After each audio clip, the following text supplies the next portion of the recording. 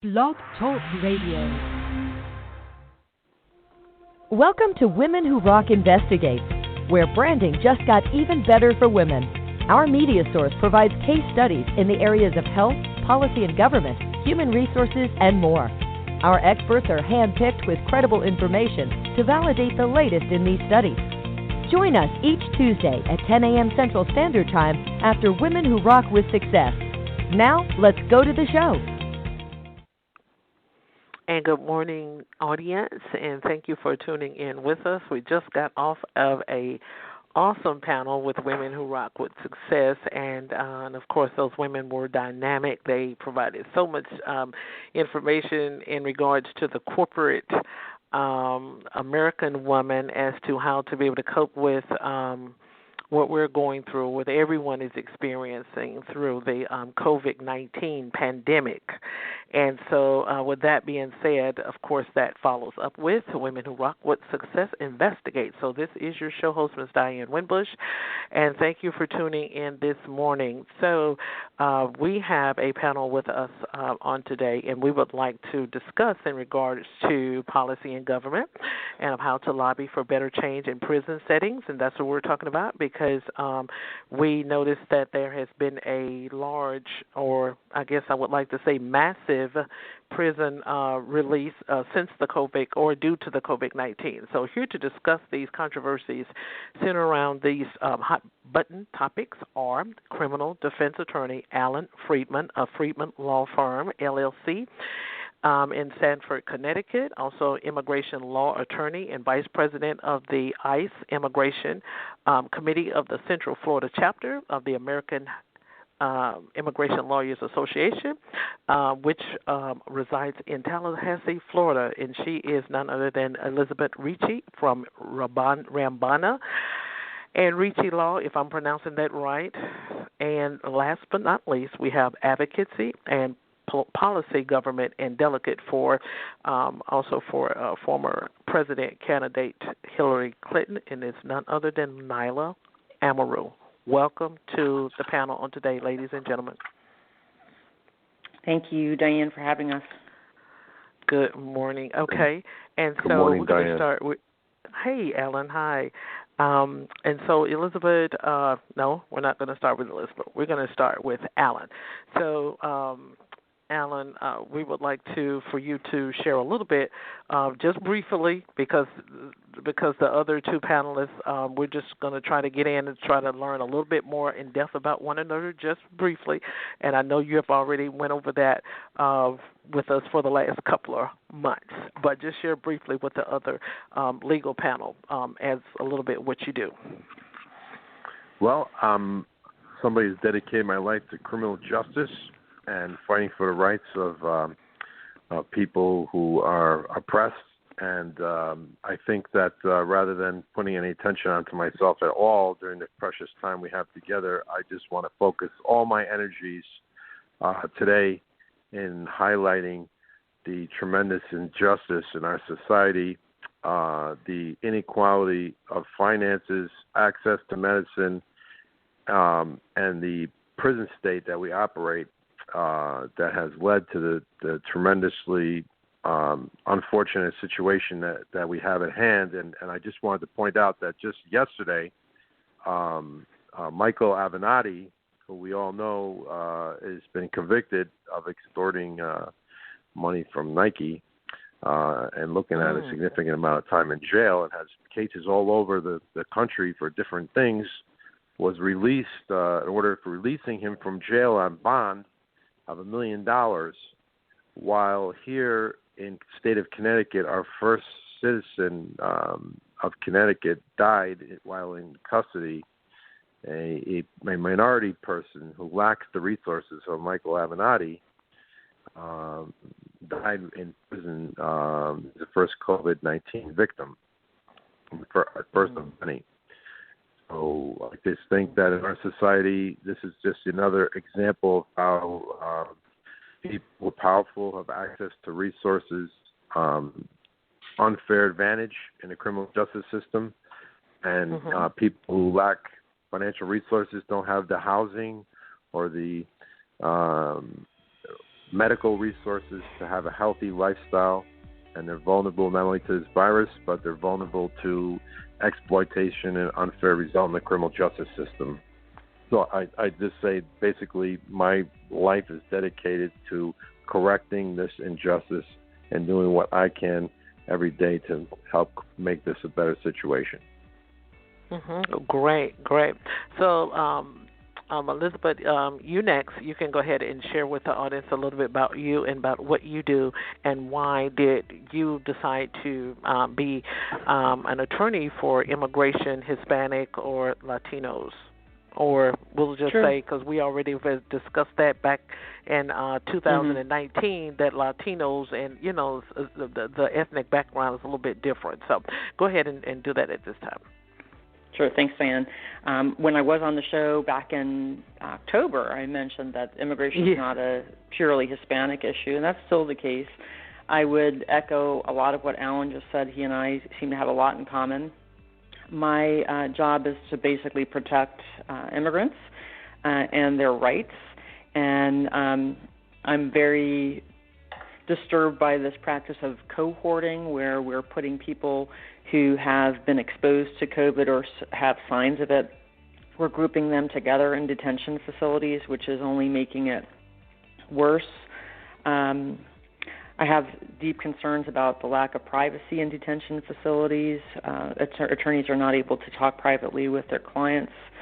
They have tablets at best in their dorms, and the communication with the attorney is not private. They have partitions in these facilities. Again, it's not private. And a lot of times those who don't speak English are not given documents translating or being told orally what it is that the documents say in their own language. So those are big concerns, and the reason I do what I do, and I have been for almost 20 years, is to protect people like that and advocate for their rights. We all have rights under the Constitution irrespective of our immigration status. So that's my job. Okay, go ahead, Nyla. Good morning. Hi, good morning. Yes, I am Nayela Amaru, and I'm an advocacy and policy strategist, which essentially means that I work with everyday people, community-based organizations, advocacy groups, and work with them in terms of designing and executing and implementing advocacy campaigns when it comes to legislation, some budget advocacy in terms of how can we ensure that our government, which is rooted in the power of the people, truly represents everyday people and their interests, and really beginning to create frameworks and models by building people power from the ground up and making sure that government representatives are being responsive to the needs of everyday people. Great. And so this question is back to Alan. In our society, as we have probably discussed before, I think everyone on the panel today has been on the show at least twice or three times. I think this is your third time. And so in regards to sometimes government or law will make a differentiation as to how we release individuals. What would be your intake on the aspect if it was Harvey Weinstein and the COVID-19 came up, which is not funny, but sometimes we do. We have a depiction as to how we see individuals. We class them. We stereotype them. We put them in certain classifications as to which one would suit best for release, because it was a big release for the COVID-19 and a lot of the prison institutions. And now, if I'm not mistaken, I saw on the news the other day where another one has died, even in, I think is it Parchman, if I'm not mistaken. And so people are losing their lives over this. So give us an intake on that as to how you see how we differentiate as to who goes home and who stays in the prison and becomes infected with this. Well, I just want to say, just to reiterate what I said on a previous show, in case anyone wasn't listening, that as a society, the United States of America is in a very vulnerable situation to handle the COVID-19 crisis, because we have a vast proportion of our population locked down, and that also includes the undocumented individuals.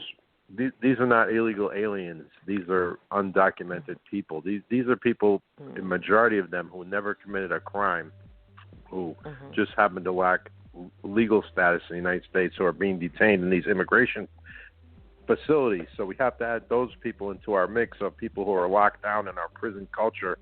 You know, as I mentioned in previous shows, we have 20% of the world's population locked down in the United States. So this creates a breeding ground for disease and for the spread of pandemics. And when I was recently reading the fascinating book about the 1918 pandemic, it pointed out that one of the main reasons why that pandemic spread so much is because, of course, at that time we were in the middle of World War I, and we had massive concentrations of troops in camps preparing to be sent off to battle, and in the front lines in Europe fighting the war. So these prisons create the ideal breeding ground for the disease. And I just want to share an analogy. You know, in my past, my relatives escaped from Nazi Germany in the Holocaust. And I don't know even how they got the papers to get out of there and land in Ellis Island, and why others perished in the Holocaust and were killed. And I think that it's the same situation now. To answer your question is to answer the question, who's going to get out of jail and who's going to perish in the COVID crisis in the prison. It's a very similar analogy because the courts are, for the most part, closed. It really depends upon which lawyer you have, whether they have access to reach a judge, to file a motion. A lot of it is political because a lot of the cases where jurisdictions are open, a lot of different jurisdictions throughout the country, for instance, in New York, they're having more access to courts and more review of these type of cases. They come up with proposed lists that it's not a state attorney, it's a district attorney in New York is reviewing the list and having objections to certain individuals. So depending upon whether your case is political or not, they'll object. They don't want to have any political heat for releasing the wrong person. It's very random. I guess that's the word I'm looking for. So it really, to answer your question, since we're dealing with a nationwide problem, and since we have a federalized system where we have each individual state running its own criminal justice system, we really have a problem right now where each individual state is operating to a different extent, and we need to work within the context of that state. I would just say, if I was a listener right now, if I had a family member who was in prison, who was locked down, I would utilize every resource at my disposal, including I would recommend doing the following. Not only contacting your lawyer, your public defender, I would reach out to your local newspaper and your local television reporter and let them know that your loved one is in a COVID situation and how many people in the facility they're in are ill. And I would also contact your congressman and your representatives in the local and federal government and let them know as well, and put as much pressure as possible, because that's really what's going to get the job done. That's your best chance to get your loved one out. Okay. Perfect. Diane, I'd like to expand upon what Allan just said. It's not; those are all great tips. And in addition to contacting the media and legislators, showing up and protesting at facilities. There have been protests inside and outside of facilities, including immigration detention centers. And those protests have attracted the media, which has then effectuated change on how these detention facilities and prisons treat people who have symptoms, how they release people. So there's a lot of power in the protests, in contacting media, in contacting legislators, and we should certainly be exercising that now. Mm-hmm. Absolutely. And so the next question was also going to be to you, Elizabeth, in regards to your practice as to what that you're seeing, because I know sometimes immigrations, we will not say Hispanics. There's a broad area over the word as you explained to us last year, over the word immigrant. So what are you saying where you are as to, because sometimes immigrants are the last ones, they're at the bottom. I know African Americans are also too, but I know immigrants are at the bottom of the barrel too because of their language deficiency as to how they communicate. And so sometimes people will, push them off to the side, and they'll just, okay, you know, we're not going to let you out and what have you, pandemic or not, and sometimes we have here in the United States, we have a bad habit of stereotyping individuals and classifying them. So what are you seeing there in your location of Florida as to how people are reacting to this on the immigration level? Well, in Florida, we have two big centers, the notorious facility Chrome in South Florida and the Broward Transition Center in Fort Lauderdale. And ICE does not own all of its detention facilities. They do have private contracts with companies like GEO Group. So the standards are not the same in all of the facilities, which only creates more confusion, especially among people who don't have English as a first language. So there's not consistency, which is scary, and people are confused. We're getting calls from people wanting to know how they can contact family members, which was already difficult, and now with the virus it's even more so.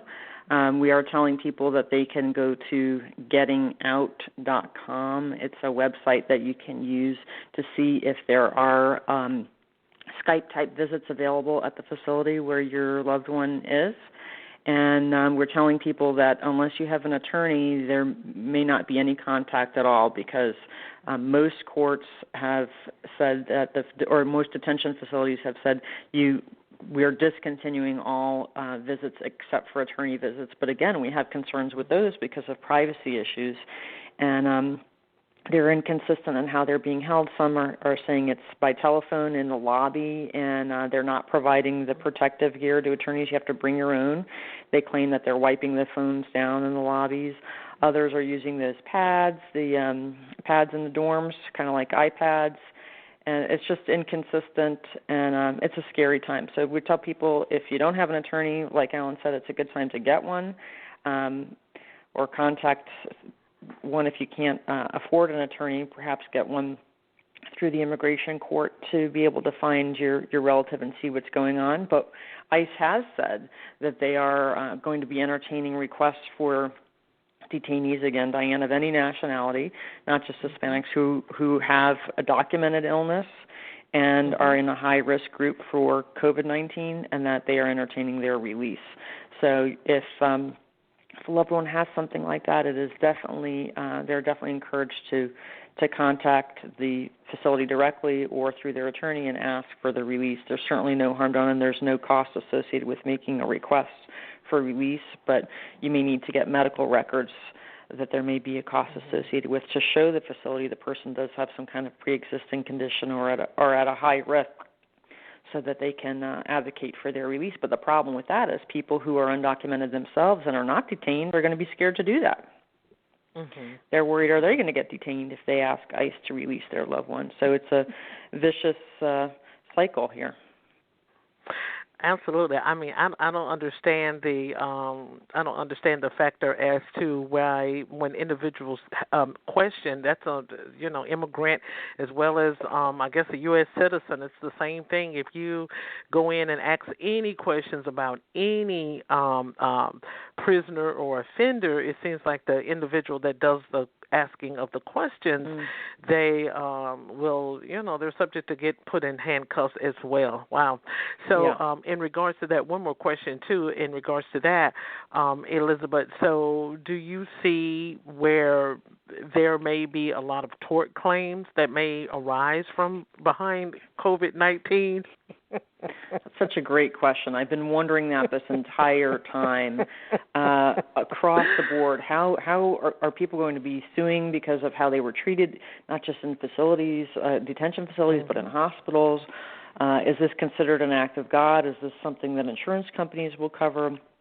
I don't do personal injury, but I had been wondering that, and I'd love to know the other panelists' thoughts on tort liability in this context, because this will cost billions of dollars, and I'm not sure that courts are going to entertain those claims. Okay. So, Alan, that's going to be your question after we get from Nyla real quick, and then just hold that pen right there. And so, Alan, you answer that after we get with Nyla. So, Nyla, what do you think in regards to you? Okay, we have two attorneys here, but your position is a little bit more outwardly with the people. You take a bigger stand. You're out there on the front. You're more you're outspoken. Of course, they're in the courtroom, but you're out there in front of the politics and everybody and what have you.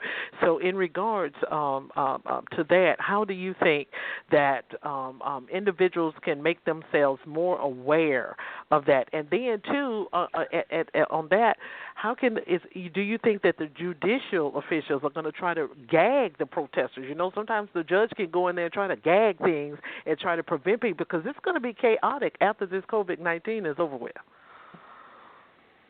Absolutely.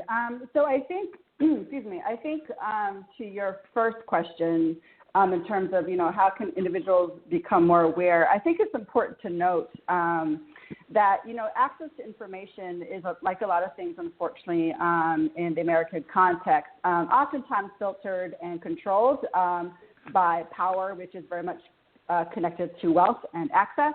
And so when we're talking about just everyday people in terms of how can they advocate for folks who are currently incarcerated and going through this horrible situation, who don't necessarily, for an entire community of people who don't have the privilege to socially distance, right? Because they are, trapped in the physical confines of prisons and jails, for that matter as well. I think I look at this through the lens of advocacy of what can people who are currently not justice involved, what can they do to bring attention to help reframe this argument? Because one of the biggest challenges consistently, as someone who started off as an organizer in criminal justice spaces, is that there is a tremendous stereotype, which we've touched on, in terms of the rights and freedoms of incarcerated peoples. And so, currently, the current conversation has been, public health for those of us who have, not yet gone through the system or who may be on parole and therefore have the rights and freedoms to our public health, right? And so right now, government and its representatives, for the most part, are really focused on their constituents, and particularly should they look for a landscape people who can vote, in terms of, how are government representatives creating policies or implementing programs and policies and support systems for people outside the system. But when you go and you talk about a specific target community, such as people who are currently in jail or in prison, then unfortunately the public perception changes, because then it becomes a very simplified argument in that these are people who are an afterthought of American society because they have done something wrong that does not allow them the privilege and quite frankly the right of public health and safety while they are in prison. And so I would say, number one, awareness of being able to reframe this message, that people who are currently justice involved, that they are somehow not worthy of access to public health and investment of government and communities and systems that help protect them. And on the other side, in terms of the advocacy, one of the panelists mentioned it before, the power of media. There's a very deep connection into the messages and the stories that are being told, who is telling them, and who has the power to amplify. And so I think that's the role of advocacy organizations that work directly with justice-involved individuals in terms of, how is this impacting people inside the prison and inside our jails? And so when we're talking about laws, right? Laws oftentimes are very reactionary to people who have, through wealth, through power, through social and political and financial capital, direct access to government elected officials. And in a time such as this, where everyone is self-isolating, it just becomes an additional challenge, but not one that is not necessarily one that cannot be overcome, but just requires advocates and everyday people to be more creative and be more innovative and being just as vigilant as we always have been in terms of making sure that in American society, that regardless of whether or not we've touched the criminal justice system, that the American government is investing in policies and programs and making sure that people are being protected, regardless of their citizenship status, regardless of whether they are justice involved, and making sure that we are making the argument that, again, helps reframe who justice-involved individuals are, and how American society views them as a targeted population, one that has, unfortunately, relatively low political power because, again, they're not seen as being worthy, if you will, of government benefits or protection. And what is our role as people who live in America in terms of making sure that we are using our voices to amplify those who are being silenced institutionally and deliberately, and making sure that we are organizing and using the media strategically to making sure that those horrible stories that people are going through in our jails and our prisons are being told, because oftentimes that is a key to mobilizing and shaping policy is the storytelling. And the most impactful storytelling is from those who are oftentimes directly impacted, such as right now with COVID and justice-involved individuals. Absolutely, well responded. So, Allan, in regards to with what Elizabeth had brought out in regards to the tort claims, which that's just was my opinion. I'm just thinking it's going to skyrocket. Attorneys are going to be off the edge on that. Trying to bring, I guess, truth for their clients in regards to some of the things that have went on with COVID-19. Just to hit back real quick on our previous show that we just came off of, and so it was Dr. Kay Van Way. She had made, she's a malpractice attorney, and so she was making some statements as regards to some of the hospitals and nursing homes, should have been, up on their game and stuff like that because they're, having issues with being cleanliness before the COVID-19 ever hit. And so I think that's just really going to shoot the waves for families to come out in regards to lawsuits. So in regards to, we're talking about prison reform and prison releases from that and things. Do you? I want you to touch back on to what Elizabeth was inquiring earlier.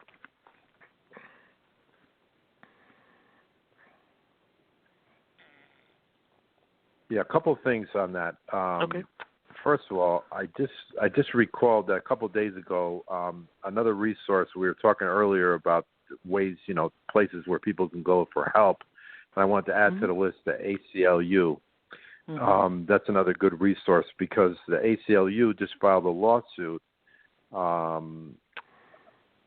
against some prisons in Louisiana seeking the release of some prisoners due to the devastating conditions there on behalf of some inmates down there that had a range of conditions such as diabetes, asthma, hypertension, and other conditions that make them vulnerable to the virus. And this lawsuit is currently pending.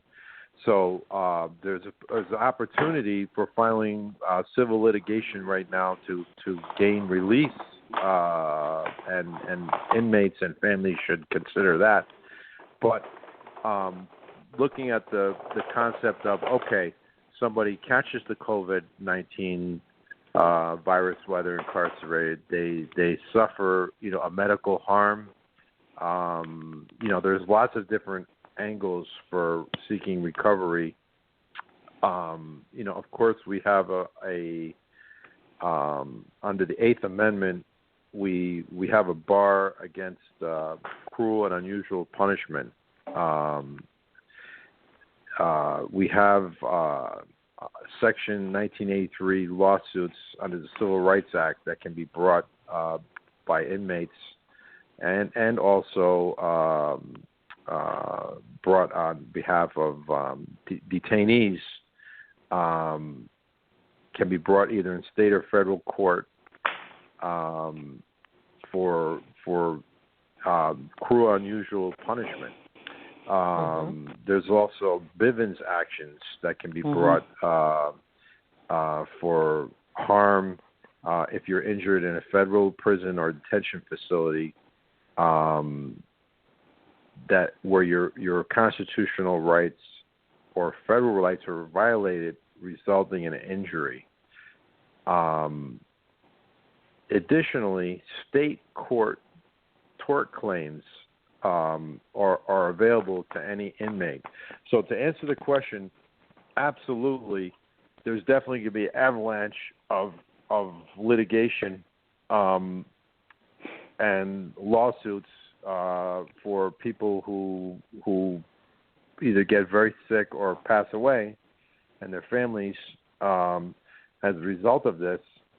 But I think at the present moment, what we need to be more focused on is trying to free as many people. And I just wanted to meditate on this one thought. I just wanted to share this, and maybe some of the other panelists can weigh in on their opinion about this. This is something I've been really thinking about a lot, is if we as a society needed to lock all these people up in the first place, then how come now with the pandemic we can suddenly release all these people into home confinement and everything is working wonderfully, right? Everything is wonderful with home confinement, right? And much less expensive. It's much less expensive, right? It's much safer for everybody, and it seems to be working great. So my question is, if home confinement is working so well, similarly, this whole COVID crisis is making people think about Zoom video and virtual meetings and all these other things. Maybe the COVID crisis will make us think about being a prison state and the availability of drug treatment and home confinement. Maybe home confinement not just for people who are low-level drug offenders, but also for people who are detainees in the immigration facility. Give them an ankle bracelet and let them be in home confinement rather than an immigration detention facility where they can pick up all kinds of diseases. And I just wanted to point out, I've been in this for almost 30 years now. COVID-19 is the newest problem that inmates face. But on a daily basis, if you're locked in a detention facility or a jail, you're facing the threat of tuberculosis and a whole host of other diseases that are chronic diseases that you can pick up on a daily basis in a very unhealthy setting. You want to piggyback on that, Elizabeth? Sure. So, those are all great questions, and I think we all know the answer is that nobody's going to make any money off of home confinement, right? There's the immigration agreements that facilities have with counties. They're getting several $100s per bed per night. There's an incentive to detain people. But we're talking about tort and liability. I want to mention that in San Diego last week, immigrant detainees were offered face masks, but they had to sign a contract to receive it, and the contract was in English. And detention facility employee was translating the contract from English to Spanish, and there was a bilingual detainee there, and he understood exactly what was written in English and what was being said in Spanish. And the person who worked for the facility who was doing the translating left out the words "hold harmless" and continued to translate. And then the person who understood English and Spanish said to all of the Spanish speakers who were listening, "That's not what she just said. What that says that we hold them harmless." And the detainees got very angry and they wouldn't sign it. So to say that giving someone a mask to hold the facility harmless for its use and the repercussions of mask usage is ridiculous, especially if you're going to withhold the key words "hold harmless." So wow. I think we'll see more and more of that type of chicanery. There's no real other word for it. Wow, that is something. So the question to you, Nyla, let's go back to the documentary that Kim Kardashian had rolled out. I think it was Thursday. It was on the Oxygen Channel, and of course, her concern is in prison reform. It is making a lot of noise, but I would like to see your take on. What do you think is that going to do in regards to government and policies? What she is doing, do you think that that's going to reach enough to state-to-state government where rules and policies will be changed so that the government will be able to see things a little bit different as to the way she is trying to bring it forth to the public? Well, in full disclosure, I have not seen the Kim Kardashian documentary. I am aware that she has taken criminal justice as an issue. With that said, I think when it comes to advocacy and organizing, the power and influence is never invested in one person.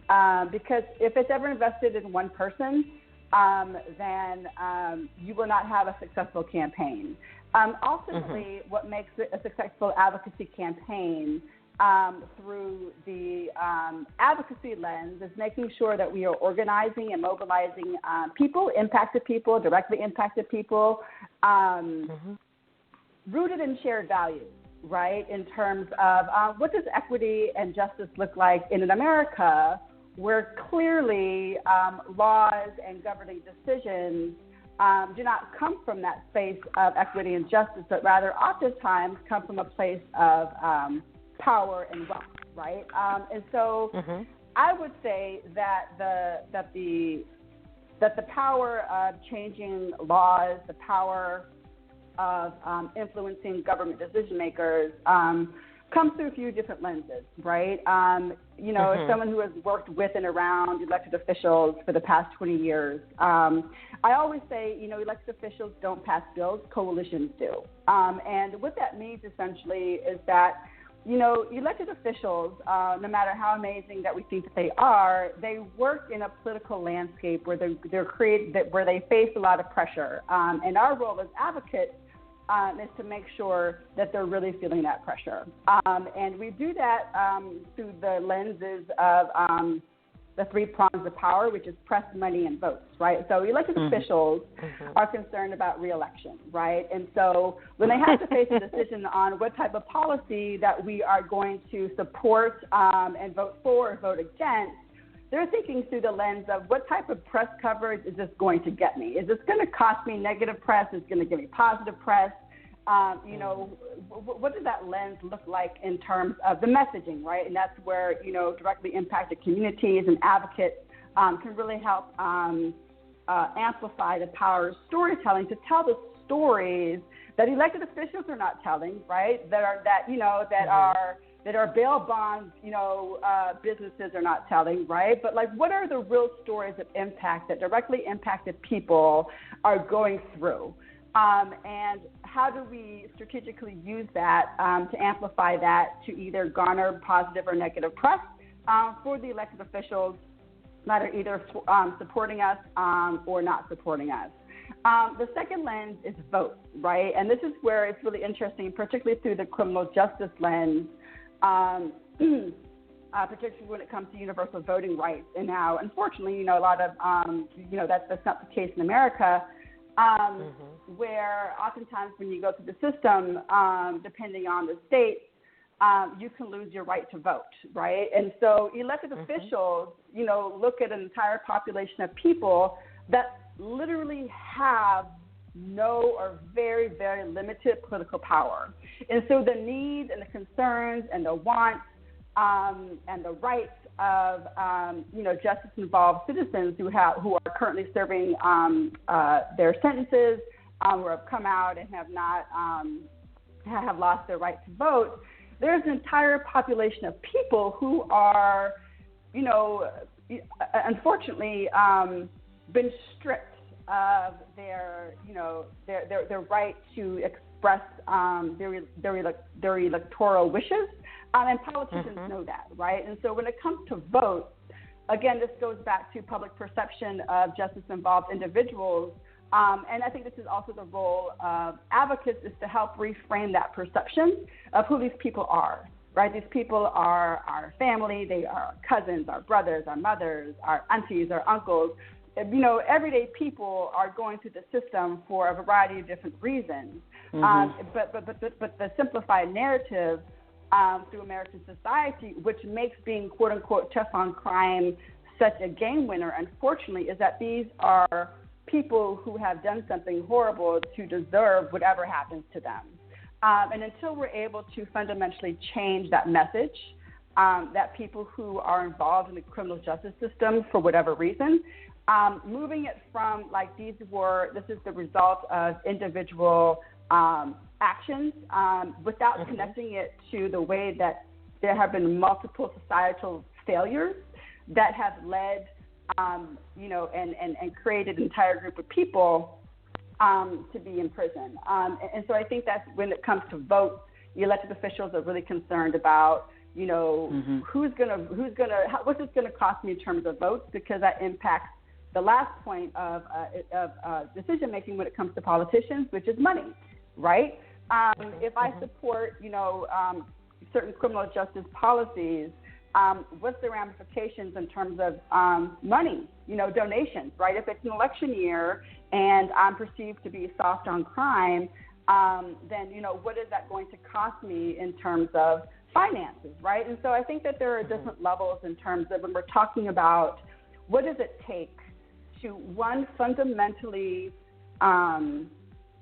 shift the messaging and the framework of how American society views people who are involved in the criminal justice system, and how do we make that connection from, moving a group of people and changing that perception of a group of people as people who are deserving of whatever horrible thing happens to them, right, which is the current narrative, to, finding messaging and creating policies and organizing around policies and programs rooted in equity and justice.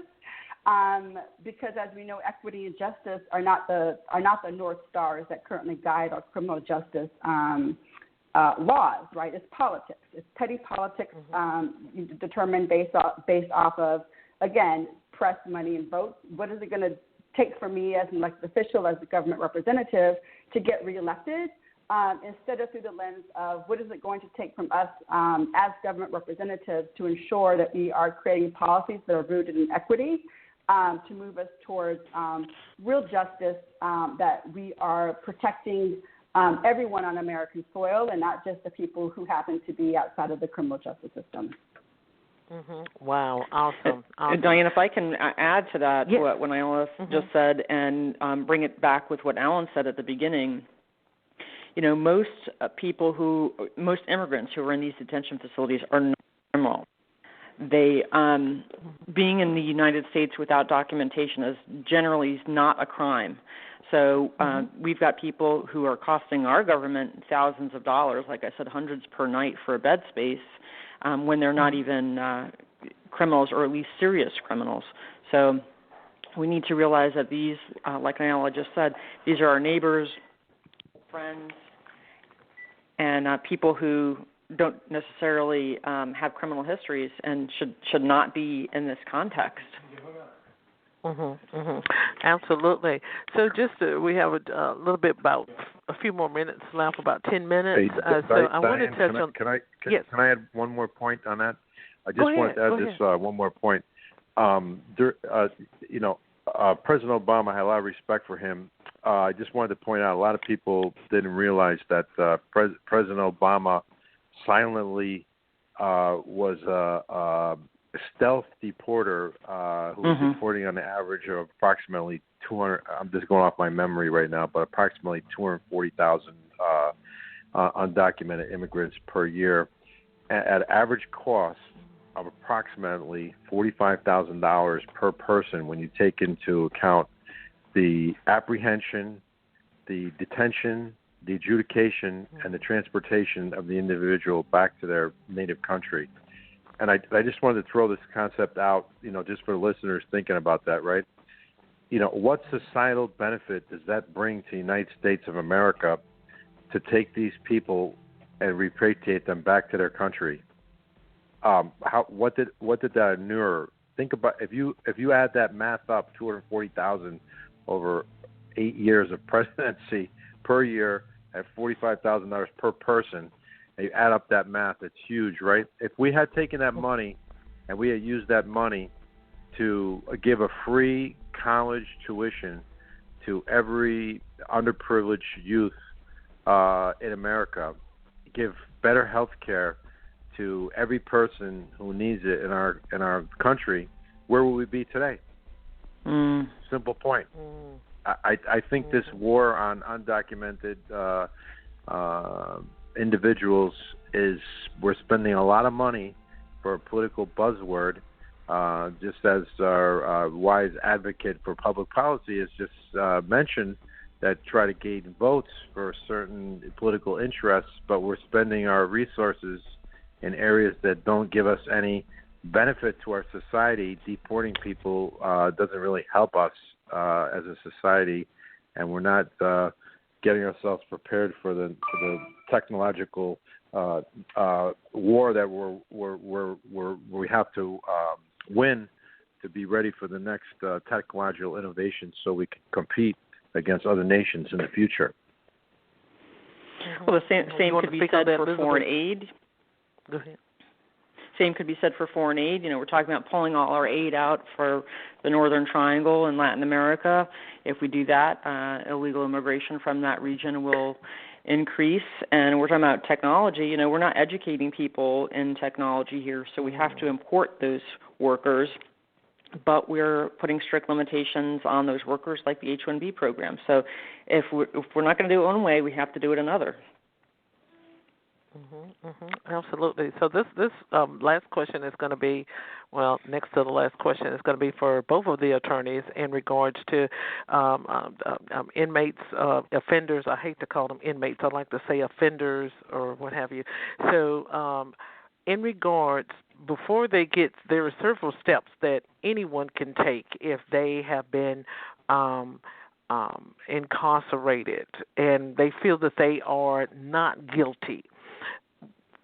How effective have you seen in your law of practice in regards to the innocent projects? Because there are a lot of families that are making a lot of complaints that some of these institutions or organizations, I would like to say, I'd rather say organizations, they are being funded by the government, but they are not. They pick and choose which case they want to I guess advocate for or what have you. And so how effective is Innocence Project? Because I know I reached out to one to try to help one offender right here in our in the South, in Tennessee, and Florida's the South too. Sorry about that. And so when I reached out to the individual, they went in and started being judgmental, they're going to give him the electric chair and he's not going to be able to get out, and so we can't have anything to do with this case and what have you.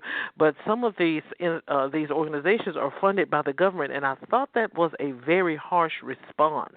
And I think that some individuals are just innocent projects in name only, and they're not effective for families who are trying to get answers and resources as to their loved ones being incarcerated. So each attorney can take a few minutes to answer that. Alan, I'll defer to you to go first.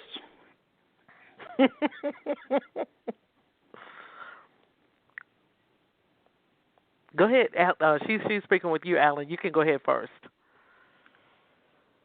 Yeah, I just want to say this, Diane. As far as innocence projects are concerned, we really need to understand a few things, and people really need to wake up and understand something about criminal justice.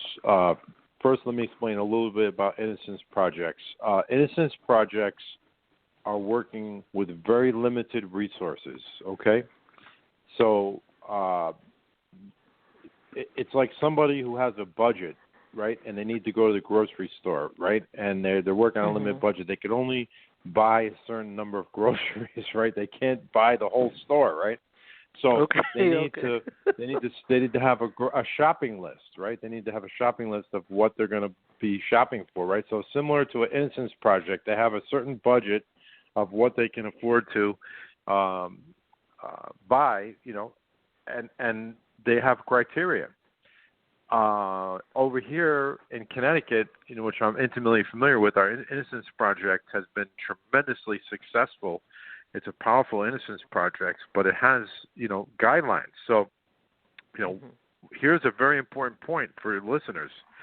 One of the most important points for the Innocence Projects here in Connecticut is if you want to apply for consideration by Innocence Project, you have to have pled not guilty and taking your case to trial. If you plead guilty in Connecticut, just as in Connecticut only for the Innocence Project here, if you plead guilty, they're not going to consider your case. Now listen, every state is different. Every state has different criteria. But I just want to point out to people who may be frustrated because a certain Innocence Project may not accept your case, I may not be interested in your case. That doesn't mean your case doesn't have validity. That doesn't mean you shouldn't give up on your case. What that just means is this means that that Innocence Project you're working with has limited resources. They have certain guidelines. And the best analogy I would give for this is when you're applying for, let's say, scholarships for colleges, they can't give a scholarship to everybody. Each scholarship has its own rules and procedures as to who qualifies and who they want to give aid to. So there's a lot of private lawyers out there who are interested in helping people who are wrongfully accused, wrongfully convicted, and who invest resources in helping people. If you've applied for Innocence Project and you haven't had success, if you're incarcerated or if your loved one's incarcerated, you can try writing letters to lawyers, and explaining your case. Maybe somebody will take you on as a pro bono case who finds interest in your case. There's plenty of lawyers like myself who take on pro bono cases throughout the year if they find there's a cause that's worthy and that's interesting to them. There's lots of lawyers, so I just want people to know that because it can be very frustrating when you're wrongfully accused and convicted of a crime. If you've been pressured into accepting a plea bargain under the threat of exposure to a long time in jail, and then you're wanting some help, and then you're getting the door slammed in your face, and it can be very frustrating. Don't give up. Just keep trying. And I'm going to add to that you all may not realize who are listening, but you don't have a right to an attorney in the criminal context precisely because it's not criminal, right? So as I mentioned, immigration is generally it's an administrative or a civil area of law. It's not criminal. So you don't have a right to an attorney in the deportation context in the immigration court, but where the two paths cross, what we call crimmigration, right, criminal law and immigration law, is at the plea, and the plea must be informed. So if someone enters a guilty plea and they are not told of the immigration consequences of that plea, that may change the outcome of their immigration case down the road. And the example we always use was actually here in Tallahassee, where a federal judge said that if the alien knew, like getting on a plane, if you know when you get on a plane that it's going to crash, you're not going to get on. If you know that entering a guilty plea is going to result in deportation, you're not going to enter that plea. When you get on a plane, you know it might crash, and you have the choice whether to get on or not. You have the choice whether to enter that plea and see what happens with your immigration case. But if you know that that plea is going to result in your deportation, you're not going to make that plea. If you know that plane is going to crash, you're not going to get on. So that plea needs to be informed at the criminal level to ensure that you have something to go on and as a deportation defense down the road. Absolutely.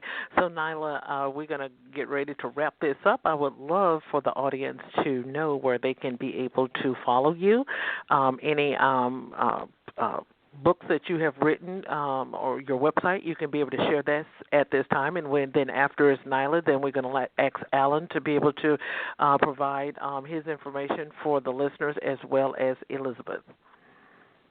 Absolutely, thank you. And thank you to listeners for taking the time to listen to our thoughts on the intersection of immigration, criminal justice, and advocacy. We all have a role to play in advocacy. Government belongs to us, and however we can show up in that process of policy making, there's a space for all of us. So I'm really excited for this conversation. Thank you to my fellow panelists and to Diane for organizing such an important conversation. With that said, you can follow me on Twitter, first name, last name, NAILEHAMARU. I also have a website that outlines leadership classes that I hold, and if you want to know about my story in terms of advocacy and really making sure that we have a responsive American government that really serves the true diversity of all the constituents that we as America make up. Feel free to follow me, reach out to me if you have any advocacy questions. I love to share tips. And thank you again, Diane, for organizing this conversation. Okay, perfect. Allan? Well, I just want to say that this has been a very empowering and enlightening conversation. And as always, Diane, it's a pleasure to join with you and sharing these topics. I just wanted to take a brief moment today to say that my prayers and my thoughts are with the families who have loved ones who are incarcerated and also detained at this difficult time. I can't imagine how frustrating it must be for those people, and certainly my heart and my spirit is with those loved ones. It's a difficult time, and one day at a time we'll get through this. Anybody who wants to reach me, you can call me at 203-357-5555, or you can get a hold of me on my website. It's Allan, ALLAN, F, Friedman, FRIEDMAN, law.com. There's a lot of information on there. I have a blog, and I certainly be interested in hearing from anybody if they have any criminal law questions. And as always, it's been a pleasure to share with you today, Diane. Thank you. Elizabeth? Thanks, Diane, for having me. Thank you to my fellow panelists. I'd like to give out my personal cell phone. It's 850-661-3033. I do speak Spanish. My website's Rambana.com, and you can see all the social media places that are on there. And direct people, if they have questions and don't read English, they can go to uscis.gov/ES, or for court information, justice.gov/Espanol are the two websites I would recommend. But my cell phone is one way to get in touch with me. Again, 850-661-3033, or Elizabeth at rambana.com as a great way to reach me via email. Absolutely.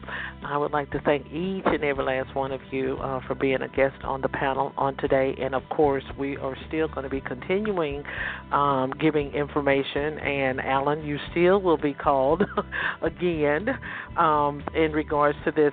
We want to be able to touch some more topics in regards to the Alford plea and how effective that would be for individuals that are going through the COVID-19. I think it's going to expand a little bit further than the April the 30th. Of what the president is saying, and so I think this is going to be something that's going to be a little bit more lengthy than what we all expected, and so I will still be calling on you all still in the upcoming weeks to be able to provide, because people are looking for answers. They are looking for, they don't know what to do, and so they are just at their end wits, and so that's what this podcast does. It goes over 20 to 30 podcasts. Platforms, and so someone is going to hear it, someone's going to listen, someone's going to call, and then of course the audience also has the opportunity to be able to share as well. So thank you again for being our guest on today, and you enjoy your day. Thank you, Diane. Thank you. Thank you. You're welcome.